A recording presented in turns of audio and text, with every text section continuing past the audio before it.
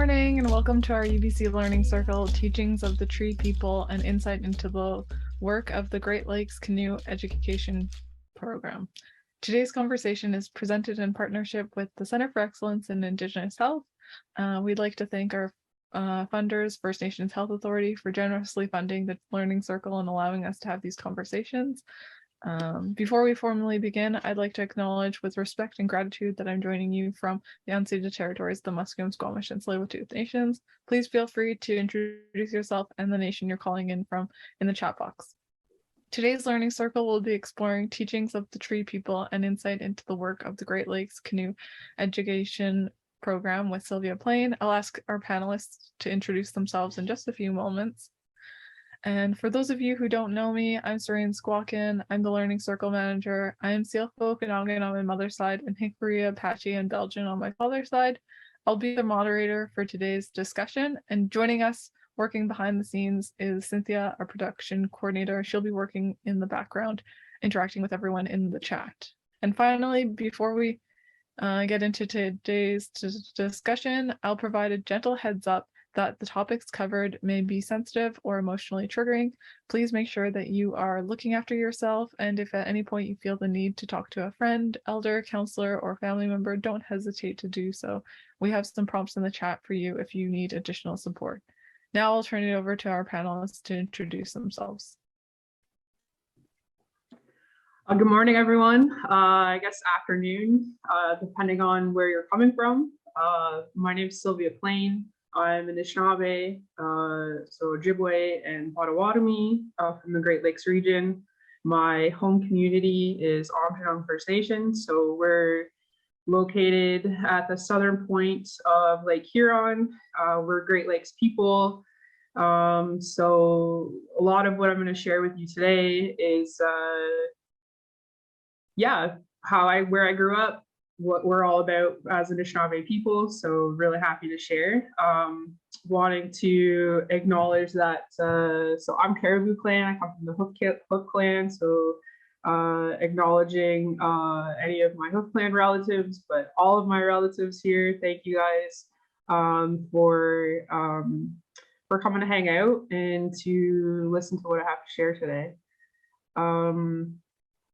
I guess we're getting started today. People come in late, so I guess we'll just we'll go till 2 o'clock, and then I'm gonna leave it open the last half an hour for questions or any discussion that you guys want to have with me. So please feel, if something comes up, please wait to the end, and I'll leave some time, and then of course you'll have my information if you want to reach out later on. So that's kind of the format. I'm basically just going to be doing storytelling, the evolution of my program, kind of our start, and then where we're at today and where we're going into the future. So that's kind of what it'll look like today. I guess we can pull up the slides.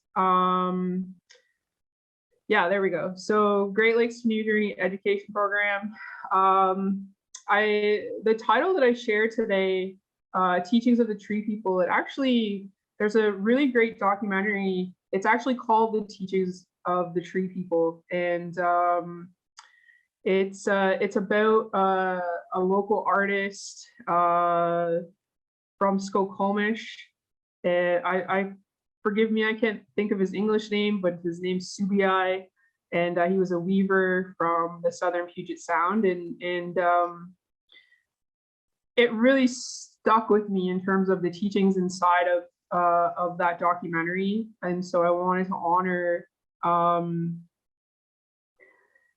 the direction in which the teachings and the West Coast people have influenced me into forming relationships and thinking of the Tree Nation as Tree people, our relatives in this holistic worldview and lifestyle that we live as Indigenous people. So I'm really honored to be at this point in my life and to understand what it means to form relationships with the Tree people. So that's yeah, and as a program, we build canoes, and we're starting to get into different technology, but it is all encompassing working in relation with the Tree Nation. So that's really who I'm honoring, honoring that influence. And so part of my journey starts out with the canoe journeys, tribal canoe journeys. And so yeah, so that's the title. Not stealing anything, just really honoring those people. And so I'll walk through the slides and share more about who influenced me, that region. And so that's where that title comes from, but also wanting to reference a really great teaching tool for everyone in the audience to turn to, because I feel like I think about it on a regular basis. And so I'm really grateful to that family, the Miller family, the Skokomish community, and those ongoing relationships with people that I continue to have with today. So so yeah, so thank you to them. If they ever see this video, just acknowledging my West Coast influences. So that's where we get the title from, Great Lakes Canoe Journey. We're really influenced by the West Coast tribal canoe journeys. And so we envision having an annual canoe journey in the Great Lakes region. So again, that's where our history and foundation really comes from, is participating in the tribal canoe journeys. And then along the way, we've since become an education program in addition to our vision of seeing an annual canoe journey. So yeah, some history about who we are. You can go to the next slide. So some history of our program. So there was a movement started beyond 2011 by a grandmother, Anishinaabe grandmother, Josephine Benjamin, praying and healing and walking for the water, carrying bodies of water through a copper pail and offering those prayers, and eventually pouring those prayers into different parts of the water. So to acknowledge the bodies of the water, recognizing that they've been polluted, there's invasive species, there's been a lot of neglect and pollution in our waterways all over. But specifically, this was a movement led by a grandmother from the Great Lakes region who recognized that there's a lot going on. We're bottling a lot of water. And so this was somebody that just took initiative, that said, I'm going to stand up for our Great Lakes and hopefully start a movement. And you know, today there's really great documentaries about this water walk. There's a really great children's book called The Water Walker that captures this 2011 Four Directions water walk. So this is kind of my entry point into forming relationships with West Coast peoples. And so the Four Directions walk in 2011, that's why I put the Mother Earth Water Walk west, because we started walking from the Puget Sound. So we drew the water from the Puget Sound and started walking home towards Lake Superior. And so that's where the Skokomish community comes in. So yeah, so just to give you some history, so there were water walkers that started from the Gulf of Mexico, the Atlantic Ocean, and then drawing water from Hudson Bay, and all of us walking at the same time, carrying salt water in copper pails, praying and walking with people from their home territories and through those territories with those people and forming relationships, and just, yeah. And then eventually all those waters got merged into Lake Superior in 2011. And so for me as a young person, wanting to learn about Anishinaabe women's water ceremonies, I really liked the water walk movement, the message.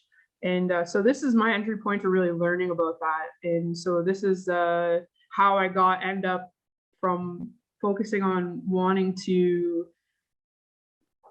raise awareness about the pollution in my own community, but also just pollution and neglect of the Great Lakes region, because that's a tremendous responsibility. The Great Lakes is the largest freshwater source in the world. So we, as Anishinaabe people, the first order of government here, that's a lot of responsibility, and we take that very seriously. And so, so this was a way for me as a community member, as a citizen of my nation, to contribute and learn. And so this was it, the Mother Earth Water Walk. You can go to the next slide.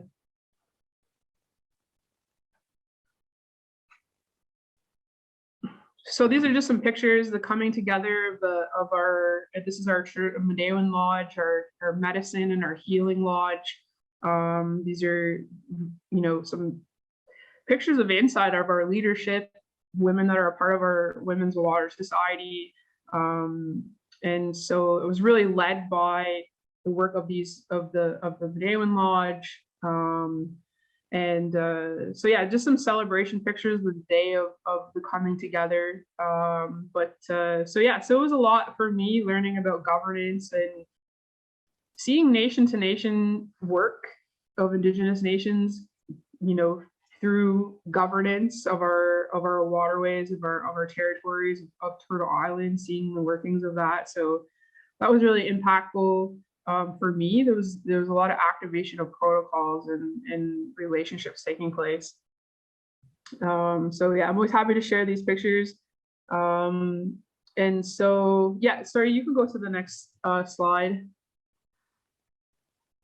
Okay, here we go. So this is so after we do the Mother Earth Water Walk, we travel in 4 directions through the relationship that we formed with the Skokomish people. We were invited to come back next year to participate in the 2012 paddle to Squaxin Island. And so as an Anishinaabe group, we built a canoe. We brought together people from all the Great Lakes region. And so we shipped that canoe out, finished it there. And it was kind of a really cool experience because a really great woman named Tina Kukan, she was a former director at the Longhouse at the Evergreen State College. She's Anishinaabe and her husband is from Skokomish. And so that's really the Anishinaabe kind of Skokomish relationship, why we ended up there. And they brought in artists, Maori artists, in residence they were creating art pieces and traveling and whatnot. So we lived together for like a month. So there was this really great information exchange that took place during this kind of immersion camp that took place in the Skokomish territory. And so we built that canoe and then we put it in the water and paddled with the Skokomish canoe family to Squaxin Island. And then we actually, we gifted that canoe that we built to the Squaxin Island people because we acknowledge the significance of the Anishinaabe people really coming out to learn of this really great coming together of West Coast peoples. We were really grateful because it sparked a lot of questions for us as Anishinaabe people. Like I said, we're on both sides of the border. We cover a huge span, governing a huge water basin. And so we had a lot to learn, and we were really grateful for what we knew we were receiving. We were receiving a lot of gifts and examples that influenced and raised a lot of questions for us about what had happened to our canoe culture, where our canoe builders, how can we see a really similar impact and movement for the Great Lakes region in terms of what had happened in terms of, from the late 80s to now. When we came in 2012, there were 100 canoe families from beyond the West Coast region. We had people from New York, the Maoris were there, the Anishinaabe people. So we were coming and we were learning. So really grateful for the West Coast people establishing, because You go to the next slide because I was just really kind of blown away by the display of culture and kind of artistic revolution, the health that this canoe journey had brought, and wanting to really eager to see something very similar take place. So this is some moments of us birthing, putting our canoe. So wigwas chimon is what we call our canoe. So wigwas is the birch. It's made out of birch bark. We fold it in half. So the white part you typically see is inside of the canoe there. And going through that naming and birthing ceremony and putting it, that's the Hood Canal you see in the background there. And so we learned a lot from, there were other birthing of the Skokomish youth canoe. So we learned a lot about protocols, things that we had never engaged in, and at least these modern times. So we had a lot to learn from our relatives. So this is, the picture on the right here, asking, once we got to an area, asking permission to come ashore. So you start to see the activation of these protocols. It's not like we're crossing the US border. It's like, it's still nation to nation. We're being greeted by people coming into someone else's territory, offering, friendship and safe passage and being really excellent hosts. And so all of those are really great demonstrations of things that we know to do, but we haven't engaged in. So this isn't just about a canoe journey, it's just about nation to nation relationship that's taking place here. But yeah, so these are some of the crew members that I paddle with. This is the canoe that we built. And this is the canoe that is still in the Squaxin Island territory. For anyone really to see at the Cultural Center. You go to the next slide.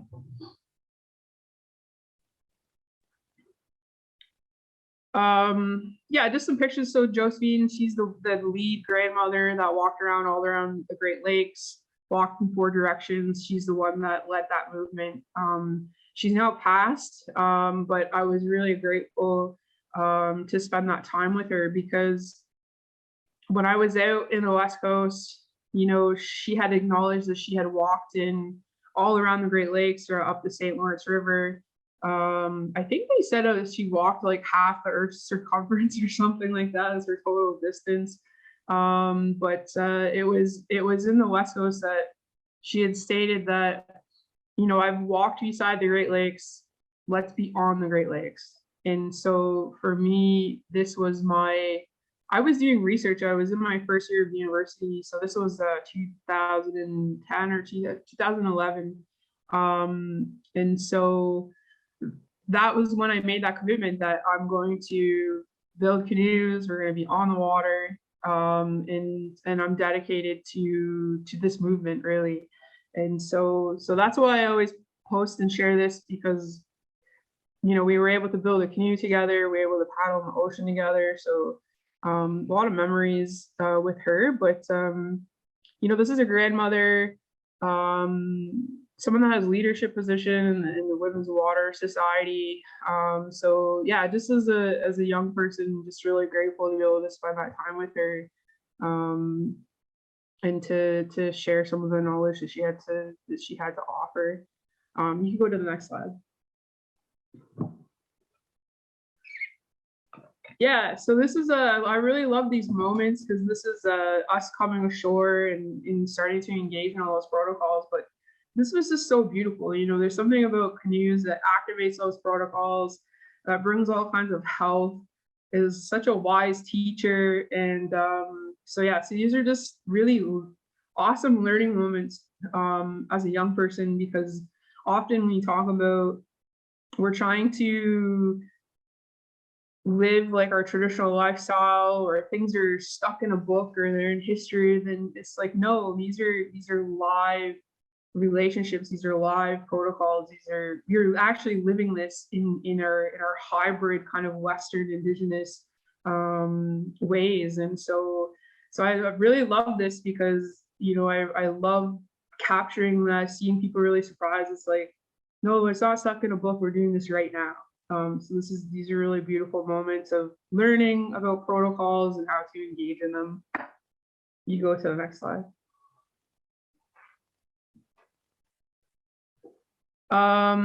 Yeah, so after the tribal community journeys, as a researcher, I went there with a lot of research questions, and just tried to be fluid about what I was about to receive, what I was about to learn. And so I think what I thought I was going to end up doing didn't really go that way. So I've just been kind of going with the flow of just being open to receiving really great teachers and teachings, and trying to go with the flow of where I'm meant to be, trying to be in tune with spirit. So I really trust that. So I continued on. There was the Haudenosaunee. It was the 400th anniversary of the Tiro Wampum treaty between the Haudenosaunee and the Dutch that established like Manhattan, New York City. And so coming right off of Tribal Community Journeys the year after, the leadership wanted to do a paddle from the Onondaga Nation to Manhattan to acknowledge the 400th anniversary of the Tiro Wampum. And so there were actually some good friends of mine from Tulalip in Washington. They had been working and had invited Haudenosaunee people to participate in the tribal community journeys, and then they were on the Hudson River. It was a really cool surprise for me because I had heard this really loud West Coast woman singing, and I just knew that it was my good friend Viviana. So she had been kind of training these people and showing them the ropes of the canoe journeys and the protocols. So this is the unfolding of that relationship building and doing this paddle, the 400th anniversary of the Tiro Wampum. And so paddling down the Hudson River. And so again, this is something like, we're not stuck in textbooks or in history. This is, the Tiro Wampum is living, it's alive. It needs to be renewed every year, polished. So as a relative and nation to nation ally and friend, I was really honored to be with my relatives and to see this play out. And there were indigenous people from all over the world that came and paddled down the Hudson River. So again, just seeing these activations of the protocols, and again, it's driven by the canoe. And what I really love about the Tiro Wampum is that those two rows are actually, there's water vessels. There's a canoe and then there's the ship. And the idea was that we were going to be our own nations and we could share a territory, and that, we could live amongst each other, and you be you and we can be us. And the idea was to never cross over. You be in your water vessel, I'll be in my water vessel, and we can be in peace. And so again, those canoes are so significant in terms of our identity and our relationships and in nation building. So really great teachers, these water vessels. Okay, you can go to the next slide. Okay, so coming off, I'm like super hyped, 2011, 2012, 2013. I'm now wanting to offer this experience to community people. I've been traveling quite a bit, working with other nations, but I'm really eager to come back to the Great Lakes region to offer this, what I had experienced. I wanted to share that with people. And so I got funding, and I partnered with employment and training agency and got funding to provide jobs for my students you see here in this picture. They were employed for 3 months, and they were learning how to build a canoe. That's what they got paid for. They were learning about Great Lakes canoe history, our Anishinaabe canoe culture, and so wanting to disseminate that knowledge into different regions. I could concentrate it in my own community, but I had been living in Toronto at the time, and recognizing there were people from other Anishinaabe people from different parts of our territories, and so wanting to spread that knowledge out, and so provided that opportunity. So partnered with a canoe builder, and so this is our accomplishment here, is this canoe. So this is the first one that I've done on my own. So really proud of that, but this is our kind of pilot year, recognizing that we need to be a program. So we need to plant the seeds first, find the canoe builders, build the canoes, build capacity.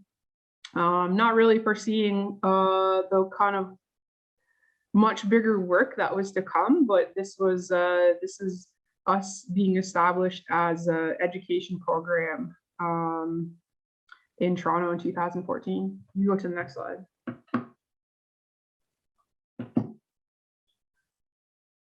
So yeah, Aamjiwnaang. So I'm from Aamjiwnaang First Nation. We were able to finally come home and build a canoe in my community. So this is our daycare kids we built the canoe at our community center. And so we invited all the youth programs in my community to come and participate in any way. So the students got to come and like do some birch bark etching and touch the canoe and just kind of spend the day with us. So really proud moment, you know, from participating in canoe journeys to being able to deliver these programs at home, and finally bring this back to my home community. So, okay, you can go to the next slide. Yeah, so this is we had participated actually there. We started to see other communities start building canoes in other regions. And so I've been able, they're not written down here, but being able to just go to, for example, at Trent University or Waffle Island, which is just down the river from us, they built a canoe. So we were able to go just support them, or, you know, just meet these other people and see who's being a part of this movement. And so that's the work that we did in between, but this is the next canoe. So this is the canoe that I actually have for my program. You know, we had been building canoes for other communities, giving them away. I had never actually been able to achieve having my own for my own program. So this is the first one here. Being able to work with a lot of organizations in this region. So this is kind of more, Peterborough is the name of the city, but it's Ngojunang is the name of the area. So the Curve Lake, Mississaugas people, that's their territory. That's where we built this canoe. But the body of the canoe comes from all different parts of the Great Lakes region, but the main bark comes from Wisconsin. And we actually share the Wappel Island canoe has the lower part of a tree and we're the top part of the tree. So that's kind of really neat relationship between the two, because I've actually paddled in that other canoe.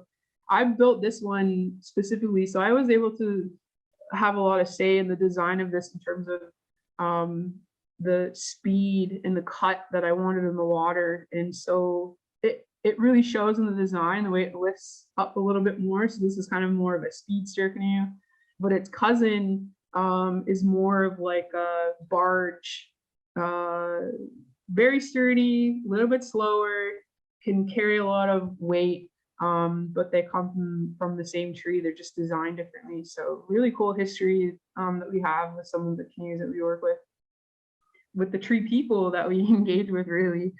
So yeah, so this is my canoe.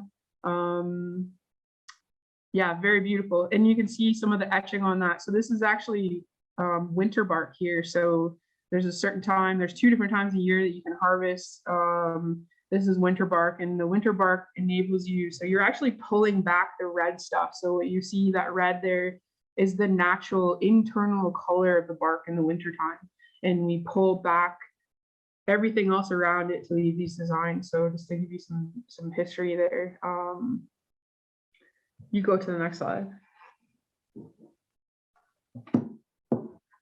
So this is so we built this canoe. This is still in the Great Lakes region on the eastern shore of Lake Huron. We built a canoe in Schwanaga, 2019. That's the last community that we worked with in the canoe. So this is the first time we worked directly in the region and got all of the materials out from that territory and worked with all the local community people.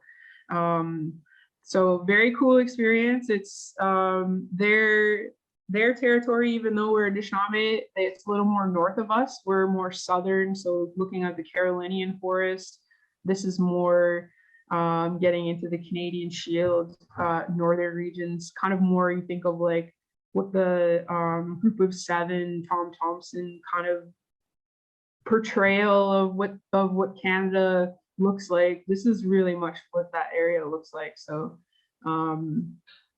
really proud that they got to get everything out of their own territory. And this was really unique for us as a program because we were able to work with a lot of hunters, fishermen, worked with the lands department. So we were able to scan their whole territory, activate that community knowledge, that intergenerational knowledge. And so it was awesome to be a guest in someone else's territory. We seem very small, but I mean, they could be very lethal waterways. So this particular vessel would withstand some pretty hard water. So I'm very proud for that community, Schwanaga. Yeah, and not only that, I learned a lot of history. So when a lot of our knowledge is regional, so every community holds a particular piece of the story. And so when I was in that particular region, I got to hear additional stories of our migration, of some of the conflicts between the Anishinaabe and the Haudenosaunee via using canoes during war times, and how to transport community members out into safety, and some of the land markers that guided us along during our migration. So that's you got to be to do this work. You got to be a student. You got to love to learn, and so a lot of the knowledge that I carry is regional knowledge, and so always acknowledging the region.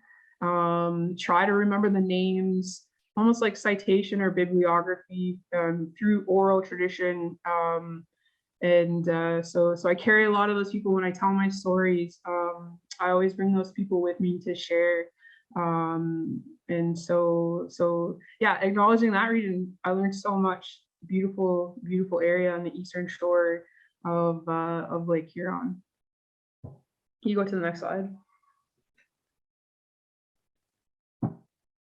So since 2012, we went back in 2019, paddled to Puyallup, and the vessel in the kind of main bigger picture there, that's Walpole Island's canoe. So we brought up and coming kind of canoe builder, Laban Smith from Walpole Island, brought his canoe, brought my canoe, and then brought some friends of mine from Garden River, Sue and JC Chiblo. Just going back to, again, just participate, to learn, to acknowledge really, like, hey, like, thank you to our West Coast relatives for the influence. We've been learning and growing as a program, as a canoe family, as a movement in the Great Lakes region. So we're coming back to display. We've built 2 new canoes that we didn't have before. Our canoe family's growing. And so that was really special for me to bring other people with me that believe in this movement, that are up and coming canoe builders or have paddled on these canoe journeys with me. There's certainly a canoe family that exists in this region. And we've really been working hard together as a group since 2012. So this is us as a young, small canoe family, and we're very determined to come back with way more canoes, because there's been a lot built since this beginning. I'm not saying we sparked it, I'm just saying we acknowledge that there are other communities and people that are taking interest in this, and which is great, because we want to see canoes being built in every community. When I lived in New Zealand for 3 months, and when I traveled, they had a canoe on every single river in every single community in New Zealand. That's a goal for us in the Great Lakes region, and it's something that we certainly had, and I think that we can achieve within the next decade. And so really proud that the communities and people are taking the initiative to do this, to provide the opportunity, because it is very, very core of who we are, especially being Great Lakes people. The canoe is us, and we are the canoe. Okay, you can go to the next slide.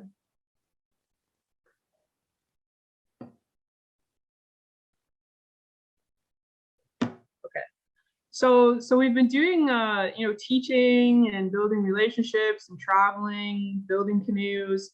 So we're starting to realize, as we're connecting with all of these different canoe builders, that we, as a program, we need to start having our own tools.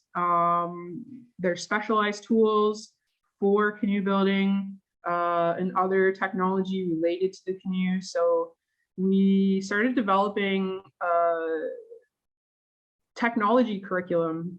And so these are two of the main tools that we use for canoe building. So an awl and a draw knife. And so we provided a class in Toronto. So again, we partnered with an employment and training agency. We got a pretty big chunk of money from the University of Toronto, and there was a really cool workshop. It's not there anymore, unfortunately, downtown Toronto. But this is the workspace that we were in, and so these are the students that we worked with. So we're creating new knowledge keepers for Anishinaabe communities, dispersing that into different regions, so not concentrating it. Again, we want everyone to have access, and we want these people to want to go back to their communities and to put that knowledge back in create capacity there. So that was really awesome. I was really excited to develop, to go in a different direction. And so, the canoe is just one component, but the really great thing about canoe building is that we're reliant on the entire community in order for it to get done. Everyone, these particular tools, so the handles are made out of deer antlers, the handles are made out of maple, and then we're just using modern day steel. But of course, that just leaves the potential of working with bone, potentially copper. So we have more work to do in terms of, trying to get away from these modern things like the aluminum or the steel. But, if it's good and it's easy, it's available, why not, right? But we rely on these other people that are hunters, people that go around in the bush, that are chopping down trees. So it's a community network in order to achieve a full canoe build along with all of the technology that goes along with it. So this just kind of indicated to us that there's a lot of work to do. But this is just an added branch to our canoe building curriculum. So this is the entry point here for our technology curriculum. You go to the next slide.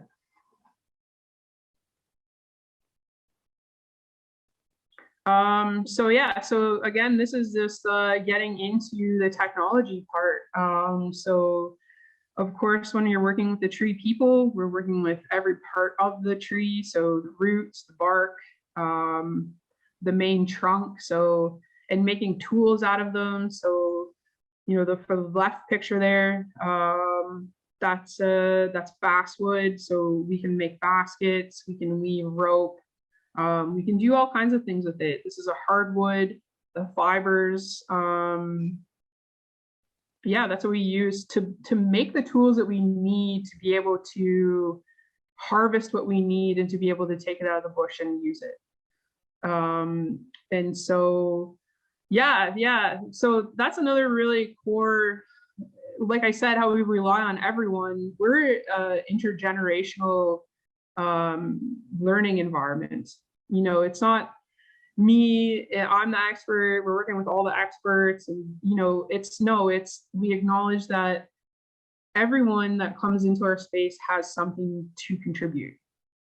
Every one of our families had a strength, and we're just trying to create those environments where people can come and contribute that to the pot, to the whole, to the collective, planting seeds and seeing that grow into to capacity for our communities.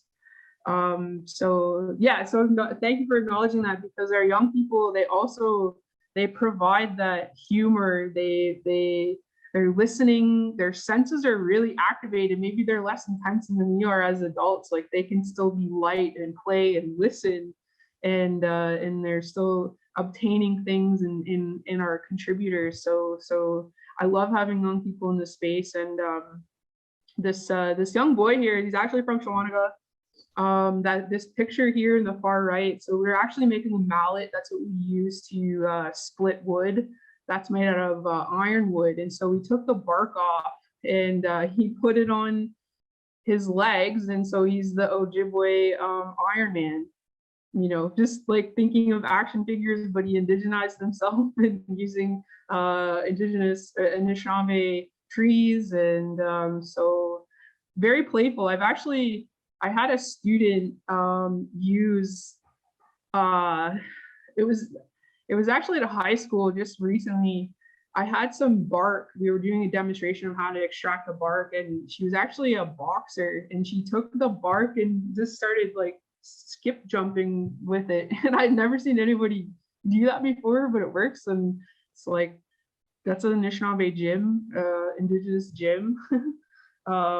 So yeah, so we have a lot of fun. We're working with all ages. You know, there's no like, Western education is like you're with your age cohort, and you know, you're classified as a master of something, and you're not really acknowledging all these other people that are contributors. And that's not the way our indigenous classrooms were. We had everyone, our families, it was community. And so that's what's really great about this learning environment that we're creating. And we're also teaching teachers and those Western schools, like, get out of your box and come into ours and see how different it is, and how beautiful and how fulfilling, and all the medicine that comes out of it. You go to the next slide. But yeah, to playing around. So this top picture up here, this is actually, we did a canoe with the Adult Learning Center in Toronto. It's an alternative high school for students that, you know, life happens. They got life issues. They have different learning styles. This kind of caters to that and tries to encourage retention and graduation. And so we went to this high school. And so we actually went out in downtown Toronto to harvest sumac. We were wanting to play around with dyeing wood fibers. And so that's what we did. So this, you can't really tell, but there's a different hint on the sheathing for the canoe. I bought a blow up pool. We filled it up with water. We soaked up the sumac and the sheathing is very, very thin cedar. And we use that to overlap and put in between the ribs in that white part of the bark. So it hides the white part. That's actually where it's hidden underneath. But starting to play around, you know, so we're starting to grow, starting to think about different designs, thinking about engaging with the plant species. What can we do? Where did our colors come from? And learning to split out. So creating my own lumber. This picture, the middle picture, there's harvesting spruce sap. So that's what we use to actually sew or seal the stitching of the roots, and that ties together the bark that sometimes, because we don't have old growth trees so much anymore, that there's a lot of sowing that takes place between smaller sheets. So we also acknowledge that there's, you know, deforestation, invasive species, clear cutting, you know, a lot of things that impacted us having access to our really great resources that we used to have. And so trying to be innovative and relying really on relationships of, so in my region, we're kind of been clear cut for farmland. So we really rely on having relationships with northern communities to get the materials that we need to build canoes. So there's a lot of data that we're intaking in knowing where the resources are available, but also relying on this relationship building to be able to have access to that. So there's a lot that goes on. And then of course, when you're on the land, I mean, you're around a whole bunch of other plants, you're with other knowledge keepers. And so this picture here on the right was, we were out just kind of taking a break from the day. I think we were looking for bark and just went out to harvest weekend. And so that was something that I was able to learn. So, you know, it's not just we're looking specifically, it's like, it's a huge classroom when you're on the land. You know, this was actually in Garden River. So at that time it was just berry season. I was able to just like eat berries along the way. You know, we still brought a lunch, but it's just cool to be on the land and to rely solely on kind of what was around you. You go to the next slide.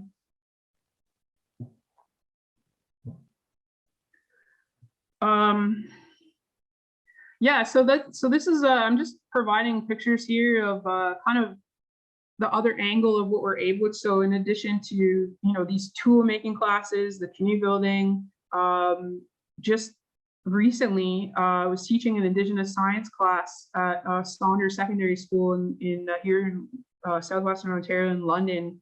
The Indigenous kind of office did something really cool. So there's 3 communities that attend this high school. So Chippewa the Thames, Muncie, Delaware, and Oneida Nation. So literally 3 different nations living side by side. And they put 30 grade 9 students in a science class. And I think that's the best thing I've ever heard of. Like, I wish I was in an all Indigenous science class with my peers because I just didn't enjoy Western science. I knew that I was getting a better education at home. So anyway, so this kind of sequence of pictures is that they had asked, we couldn't get the students on a bus and take them out on the land. So I went out early morning, 6 or 7 o'clock in the morning, harvested fresh material, tried to get as fresh as I possibly could, and brought it to the school. And so we just set up, and you can, this far right picture here, that's the high school there. We just set up, you know, we're barefoot, sitting around on the grass, enjoying the air, bring them out of the classroom. And so this is me harvesting. And this is a raw picture, that middle one there. Usually I would take the external bark off and just leave it right in the bush. But I wanted them to feel what that looked like. I wanted them to smell it. I wanted them to experience it. And so this is as authentic and fresh experience that I could give to urban students at a high school. So this is just in June, actually, I think, before they finished up. So we can provide these opportunities. We travel, can do short-term classes in addition. So some of our canoe building is like a month, 2 weeks or something like that. And we can just do 1 or 2 day workshops here. So this is Indigenous science. These students are earning a credit through some of these things that we're offering. So it's really, really cool to be able to, and they were really engaged. That's what the students the teachers really noticed. They were like, you capture them in a different way. It's like, it's not me. It's like, it's spirit, it's the land, it's blood memory, it's relevant things that they see, that their families work on, that they are available in their communities, relatable things that fulfill them. But really it's that blood memory that activates them, you know, and speaking their language and having an Indigenous person to relate to in addition to that. So they were very engaged, very fun to work with. And they really, you know, I got some comments at the end of it, and I was I was pretty emotional because you kind of wonder, are they listening? But they are, and so yeah, really happy to offer that. You go to the next slide. So yeah, so we bring the canoes. Also, we provide paddling experiences. This picture on the left is actually in downtown Toronto, down the Humber River. So we try to, for people in urban spaces, or if people can't get on the canoe, we'll bring it to you. This is the canoe I told you we built in Peterborough. So I travel with this. I just throw it on my car and I bring it into the classroom. It is it's a teacher. I'm the facilitator of its knowledge and where it wants to go and where it wants to be. That's how I see it. It's a living being. It's a teacher.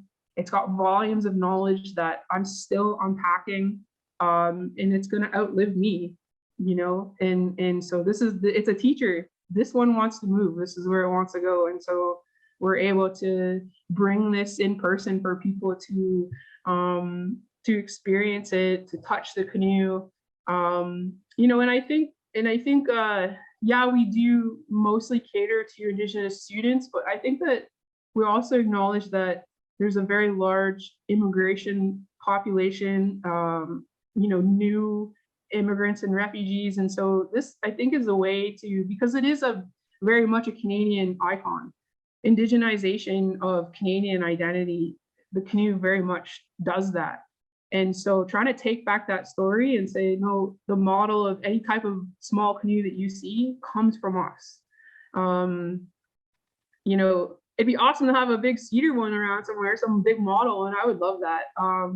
That's maybe more like the Voyager style canoe, but yeah, so just instilling that pride, but also try to encourage new Canadians to build relationships with Indigenous people, but also just to give them access to, this isn't something you see in a museum. This is like, we just did this.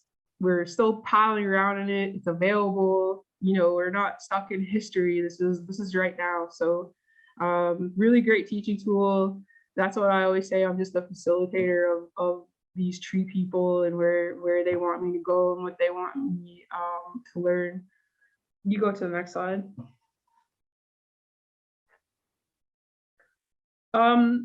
So I guess another component so our curriculum is really growing. And so I added this picture in here because I acknowledge our animals. Our animals were here before us. They had established technology.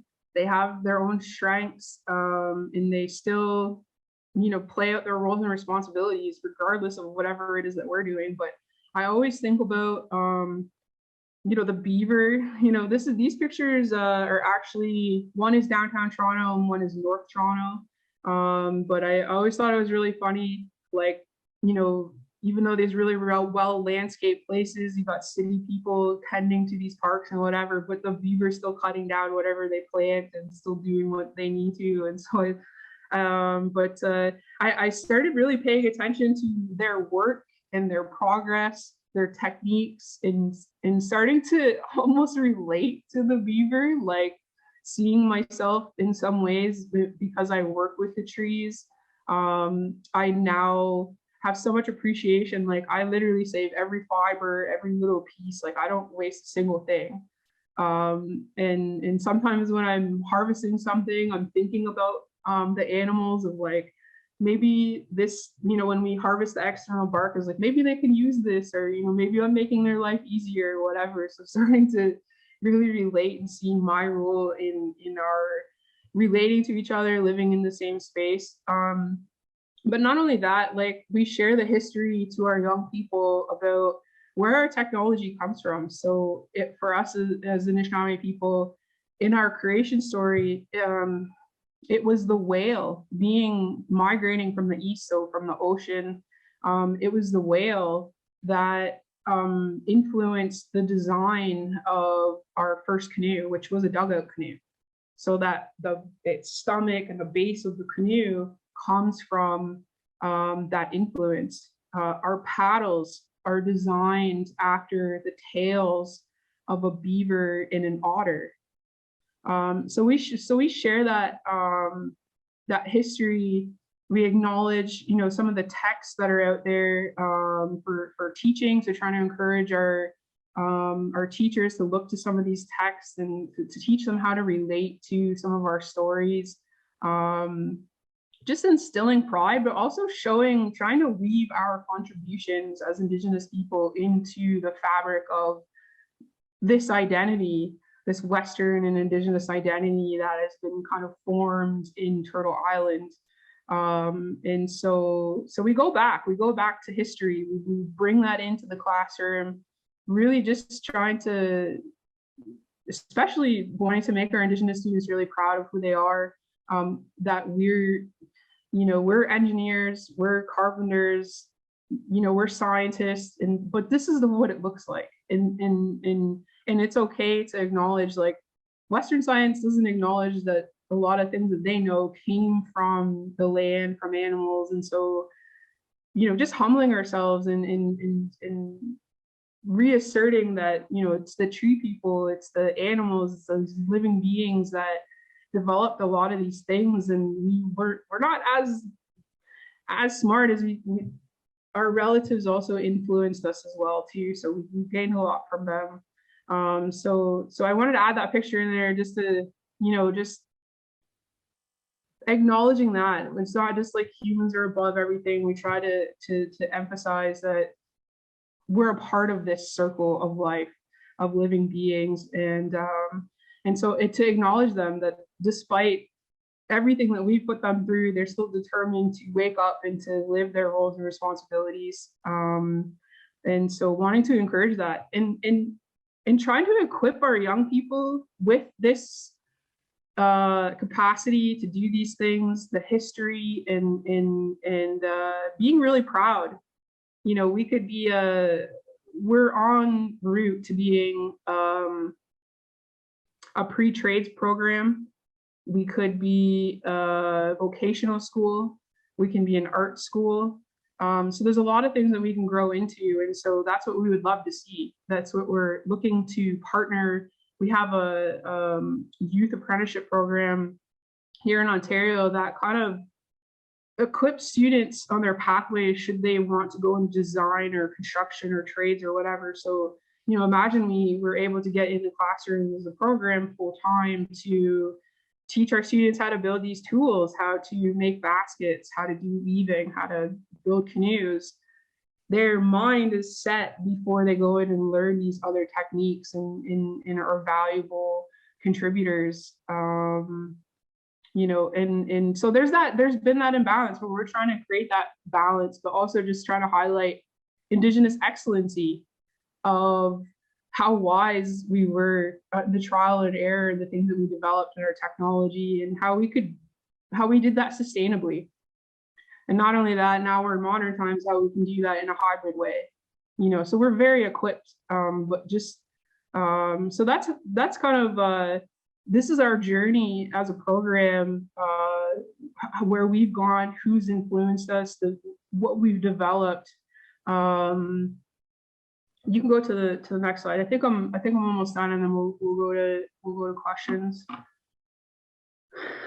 So yeah, so this is so this particular slide, for me, even though I started out with the canoe journey, kind of working with other people, this particular picture is an acknowledgement of my family in my community, and being able to turn to them as I grow and as I start to look to other arts and design.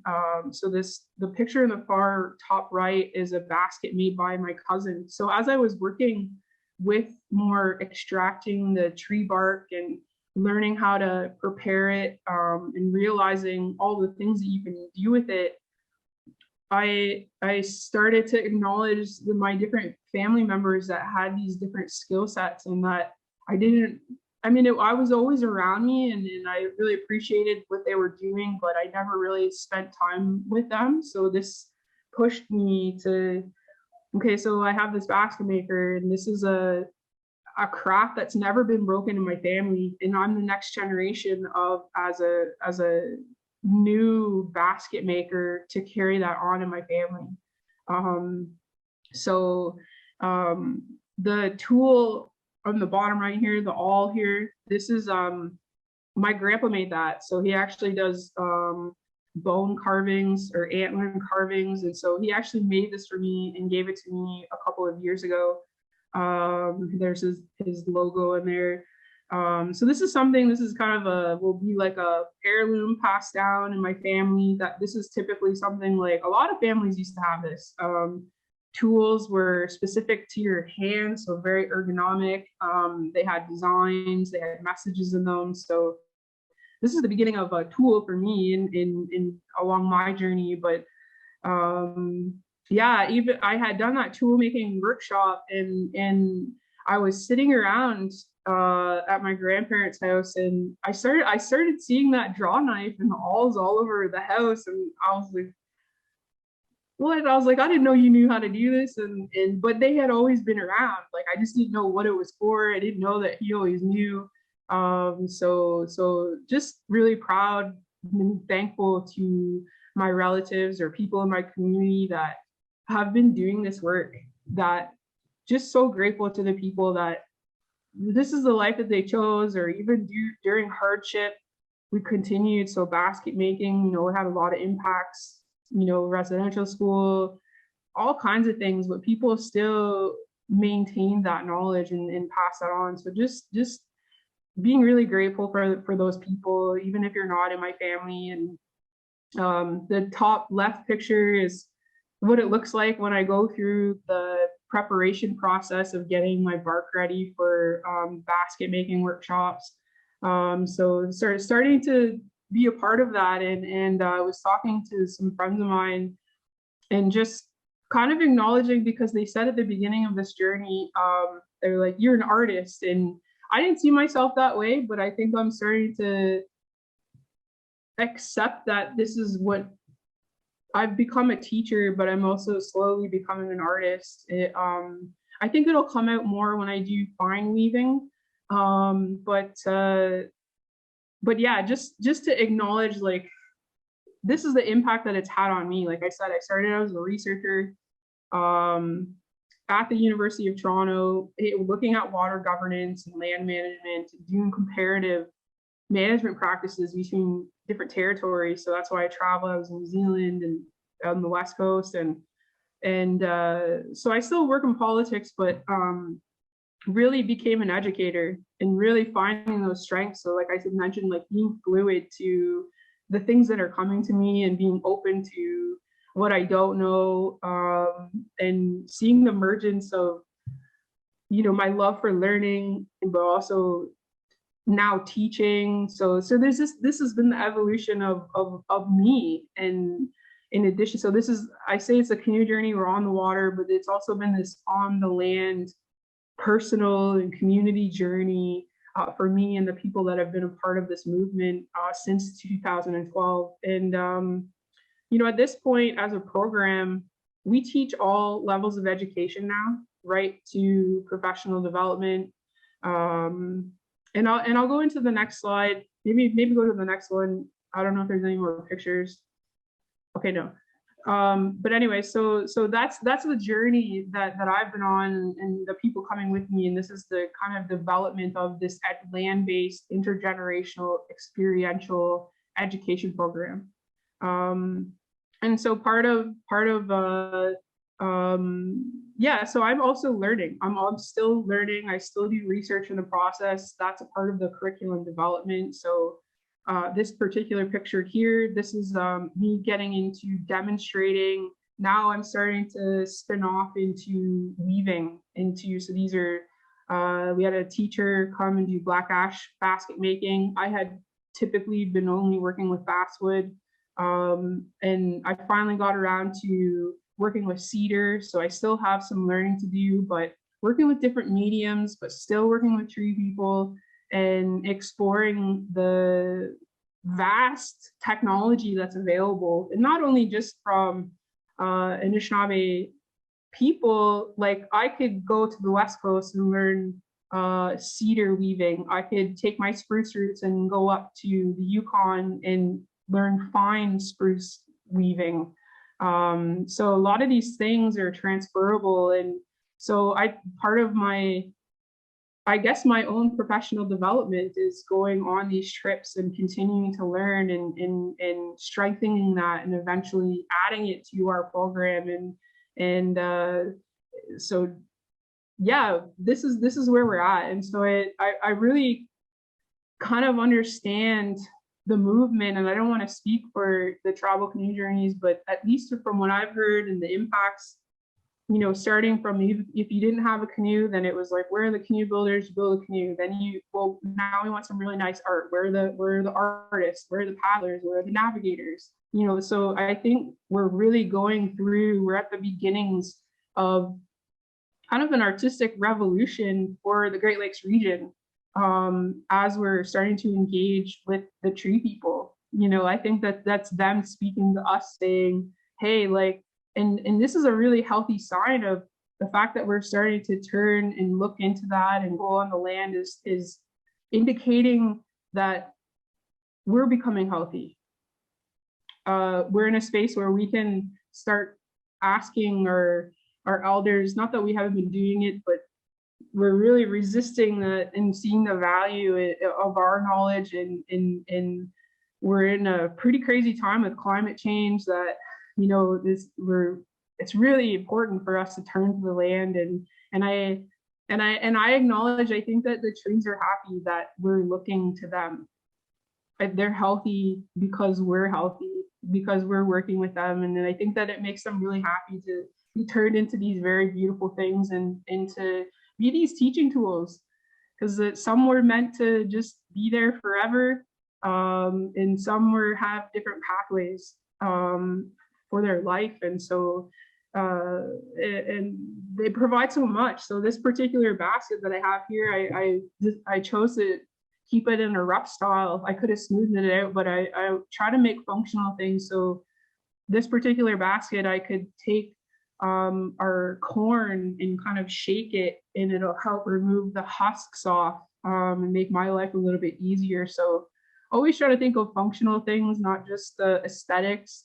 I don't think we were really that way anyways, but really acknowledging too that I learned a lot from the potlatch and West Coast hospitality, like to make really beautiful things and to give them away. And that really, to give away a canoe, to give away the first things that I've ever made, like that's just created, it's given me so much, to not hold on to these really valuable things and, realize I could still make the same beautiful thing. I just got to go out and do the work again. It's not just lost forever. So there's a lot. I've learned a lot along the way. And so at this point, yeah, we've taught thousands of students, probably, I couldn't tell you how many thousands of students, teachers, all levels of education. We go to all disciplines: science, math, governance, law, education, health. It's everything. So, I mean, I'm receiving medicine in all of this work, and I receive medicine and seeing the activation of that blood memory.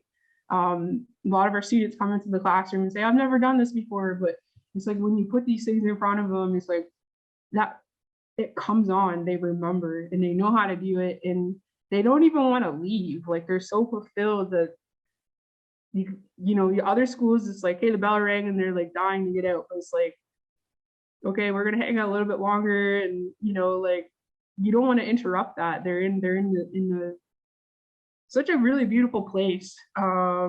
Exactly, yeah, feeding their spirit. And so it's really fulfilling. This work is it's such a blessing.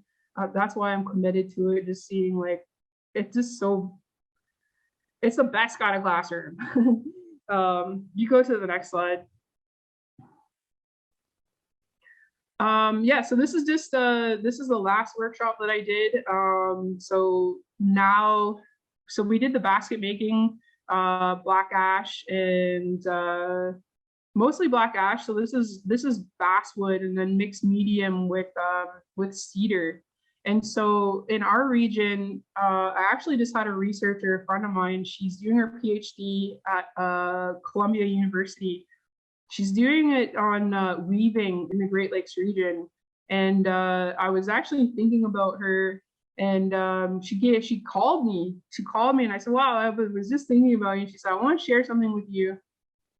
She said, "I found in archives some weaving that came out of your region."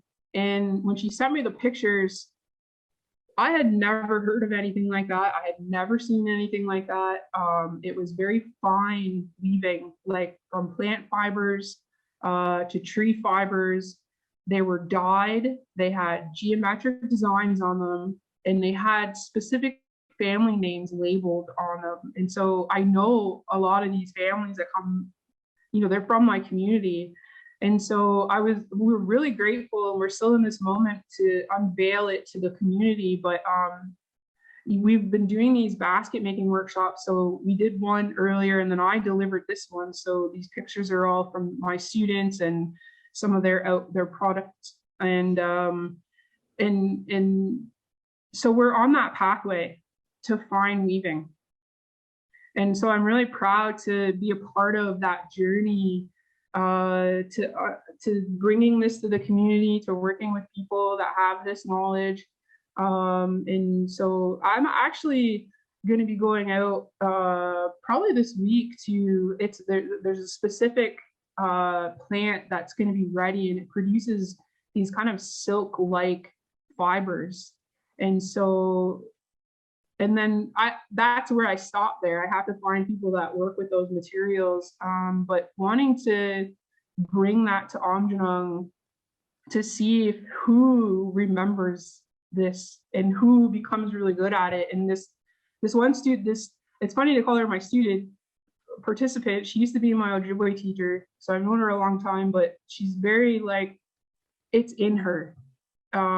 She's now working with different mediums, so working with plant fibers. But it's been really awesome. So because I brought them through the harvesting experience, so a lot of teachers, they'll bring ready-made products, and you basically just have to do assembly. My approach is that you have to go through the whole thing from beginning to end. And so that's the class that I had offered, and I was just kind of standing around listening to the people as the conversations that they were having with each other. And I started to listen, right down to the fibers. They were holding them in really high regard. I don't want it to fall on the floor. I don't want it to go in the garbage. And so I started hearing them forming relationships with the trees and really acknowledging all of the hard work that it took to get to that point, and to see each of the students had a preference or a different strength for the different parts of the tree.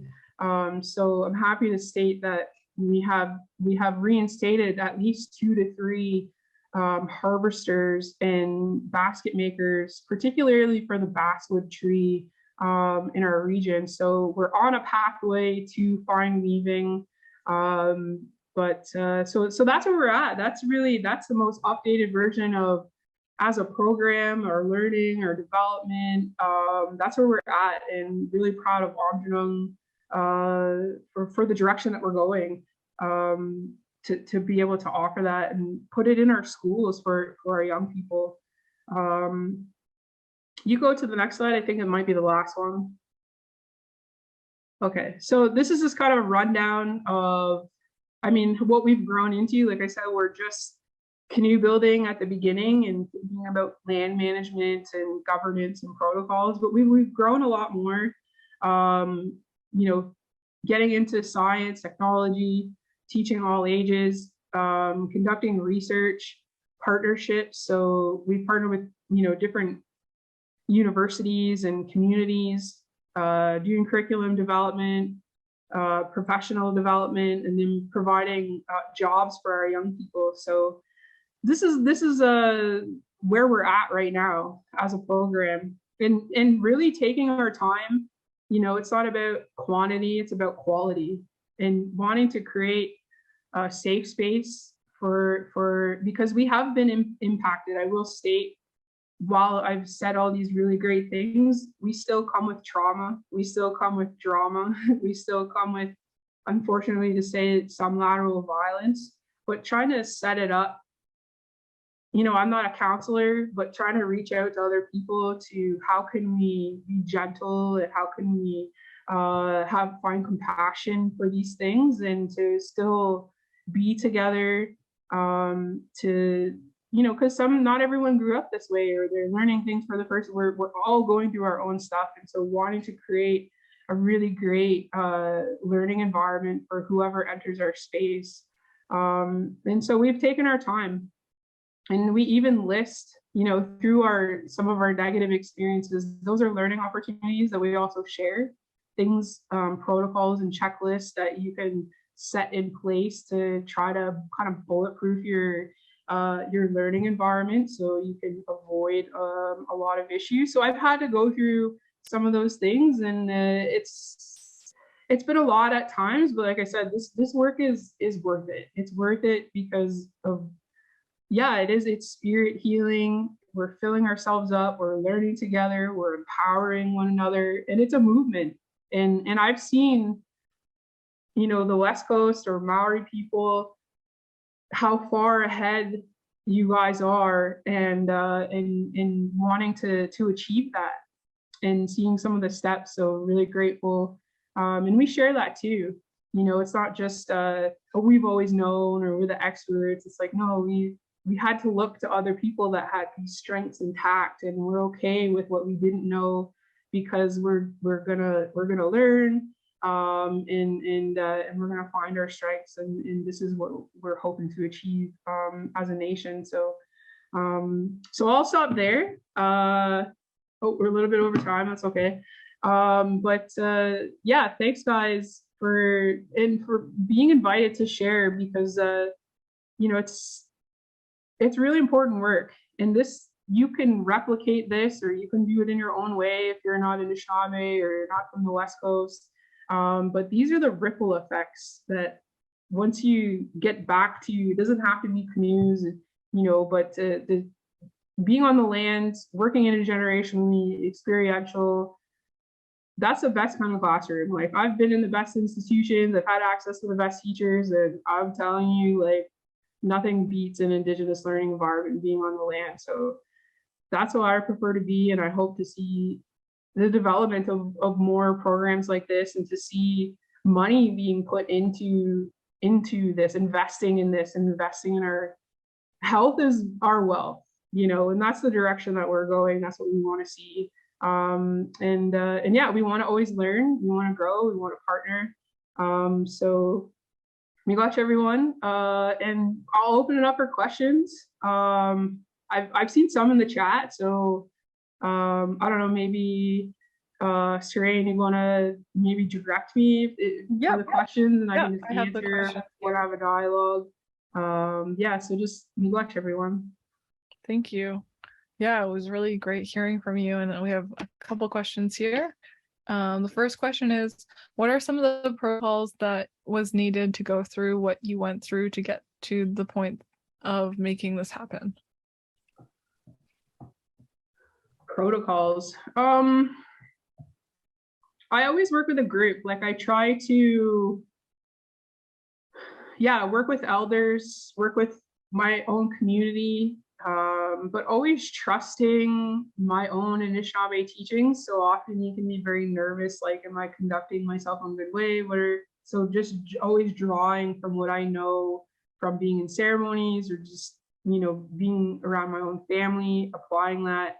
But yeah, I always work with a group. I always check in with my own community to say, hey, this is what I'm doing.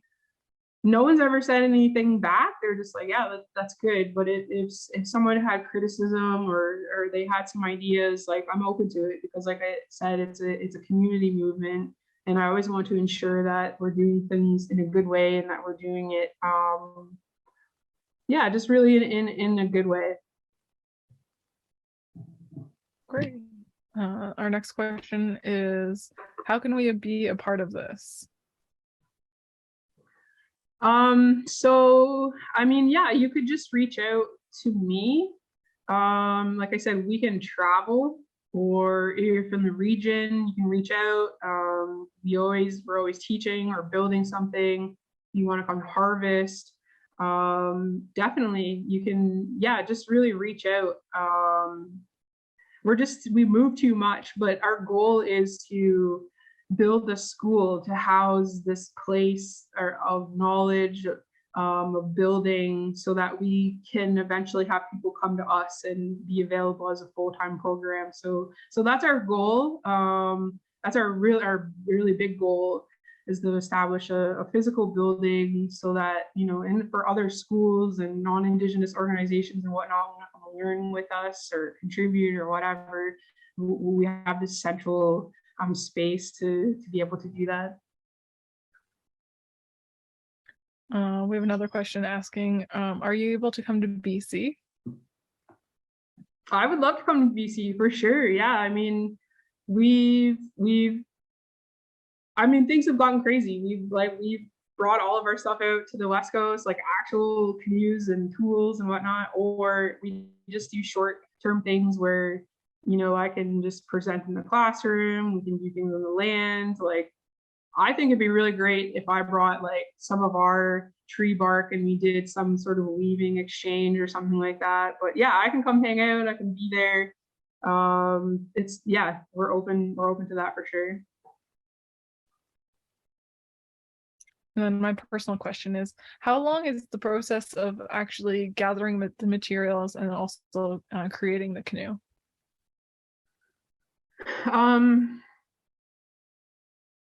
So there's a window. So basically, once the ground unthaws, we can start. Basically, when the first sap runs and the ground unthaws, is our first indicator of the season opening up. And then we can go until the ground freezes. It's kind of our window to harvest everything. But like I said, there's 2 different times to harvest bark. It's just a matter of being careful. You can harvest in the winter, but it's just, yeah, you don't want to wreck anything. It's easier when the sap runs, and you could literally just do a slit on the tree and it'll just pop right off. So just having that seasonal knowledge. But winter time in early spring, we can generally harvest maybe cedar. That's kind of it, I think. You can harvest between kind of mid-May and go till October. Because once that kind of late fall rain sets in, then the ground starts freezing. So whenever that kind of happens, sometimes it's early, sometimes it's late. And then once you have everything, there's the preparation process and assembly. I've seen a canoe built in 10 days, but that was crazy. That's like 12-hour days with a pretty big crew. You kind of lose the teaching value of it if you do it like that. But if your goal is to just put something on the water to paddle in, that's great. But if you're looking to get your value in terms of teaching and drawing out all of the teachings, ideally you'd want to expand it. But like I said, it can be done in 10 days. So I don't think there's any true length. I guess if you knew where everything was and you harvested and you had a crew, you could probably do it in a month and a half, I'd say. Yeah, it was probably a lot easier back in the day when we had old growth, because we've been really impacted by various things. It's a lot harder now. So yeah, that's my only kind of critique. Wow, thank you so much. That answers my question, and it's really great to kind of get an idea, because I know with the canoes that we have here in the Okanagan, They do dugout canoes, which is like it takes like a long process because it's like you have to cut down the tree and then you have to carve it and then have to do all that, and it's quite the process. So it's cool to hear about how how fast of a turnaround you guys can make a canoe with your harvesting time and also the actual assembly of it. Yeah, and I guess that's assuming too that you have all your tools and technology, because now it's like we have all these modern tools and vehicles, and so it probably was a lot longer actually, because we would have been walking or paddling, and didn't have like cutting everything down as quickly as possible, so there's a lot of things. Yeah, and that's a good question, because we should really be thinking about that, and that will really give us more of an authentic kind of experience, because it's just like sometimes it's like when we're building, it's just like, how did our ancestors, man, like their work ethic was crazy, and how did they think about this, and how did they move this from this place, and so yeah, very wise, or the old ones. They were machines, man. They're very awesome people. Yeah, I know my mom always says count your blessings because, like, back in the day, it wasn't always this easy, which is so true. Yeah, yeah, yeah. And I would love to, like I said, our first canoe was a dugout canoe. So we don't really have a lot of people building them around here. So that's something. I have friends that are cedar canoe builders, and I would love to bring them out to our region to teach us that, so that we can explore, have those skills, but then still go find our techniques for this region. So yeah, so I would love that exchange. That would be awesome. But I would still come out to the West Coast and see that take place. Like, that would be amazing. Definitely. That's awesome. Well, thank you, Sylvia, for allowing us to have this conversation today. And thank you to everyone for joining us. We are really happy that we had the amazing discussion with Sylvia. It was great to see the inspiration for doing the canoeing again and revitalizing the process of developing canoe creating through tribal journeys and your education program, and the harvesting of the materials to create the canoe. And we were really happy to learn about that. And just before we end this webinar, we'd love to bring your attention to our up-and-coming UBC Learning Circle. Our up-and-coming ones is Indigenous Climate Action, how to Indigenous-led responses to climate crisis can improve community health and well-being. And that's on September 20th at 10 a.m. to 11:30 a.m. Pacific Standard Time. And our other one is Uproot Approach to Decolonizing Pharmacy Education, and that's on September 27th at 10 a.m. to 11:30 a.m. Pacific Standard Time. And sign up for our newsletter. The link will be in the chat. All the webinars are free to sign up for on our website at www.learningcircle.ubc.ca. And thank you, everyone, for joining us today. We look forward to seeing everyone at the next Learning Circle. Lim Lim, thank you. Thank you, everyone.